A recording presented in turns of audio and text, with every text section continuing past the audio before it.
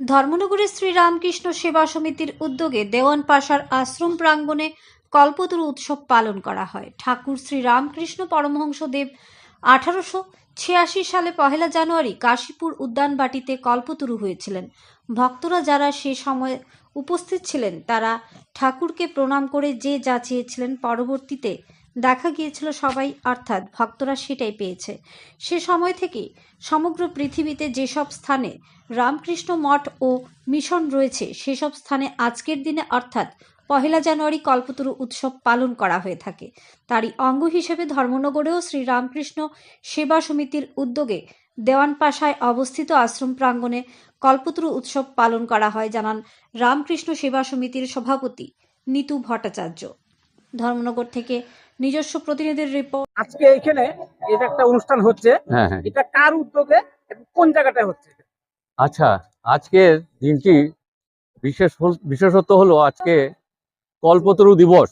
আজকে কল্পতরু দিবস, সেই দিবস আমরা সারা রামকৃষ্ণ মঠ মিশনের বিভিন্ন শাখায় এই অনুষ্ঠানটা করা হয়ে থাকে।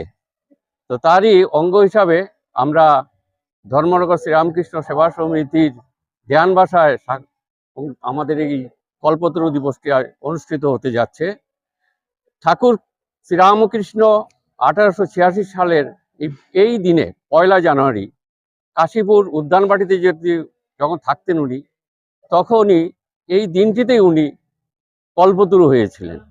এবং সেখানে যারা ভক্তরা যারা সেখানে ছিল তারা ঠাকুরকে প্রণাম করে এবং তাদের যে মনোবাসনা ছিল তারা সেটা ব্যক্ত করেছিল।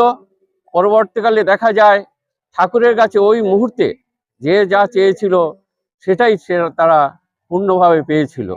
সেই দিনটিকে সারা পৃথিবীতে রামকৃষ্ণ মঠ মিশনের যতগুলো শাখা আছে সেটা আজকের দিনটিকে বিশেষভাবে এটা পালিত করা হয় এবং প্রধান যে অনুষ্ঠানটি কাশীপুর উদ্যানবাটিতে বৃহৎ আকারে সেটা উদযাপিত হয়। আপনাদের এখানে কোন মহারাজ এখানে উপস্থিত? আজকের এই বিশেষ দিনে আমরা কৈলাসহর রামকৃষ্ণ মিশন আশ্রমের অধ্যক্ষ শ্রীমৎ স্বামী গিরিজানন্দ মহারাজ আজকের এই অনুষ্ঠানটার উনি উদ্বোধন করবেন এবং আমি ধর্মনগর শ্রীরামকৃষ্ণ সেবা সমিতির পক্ষ থেকে সকলকে এই দিনে আন্তরিক প্রীতি ও শুভেচ্ছা জানাই।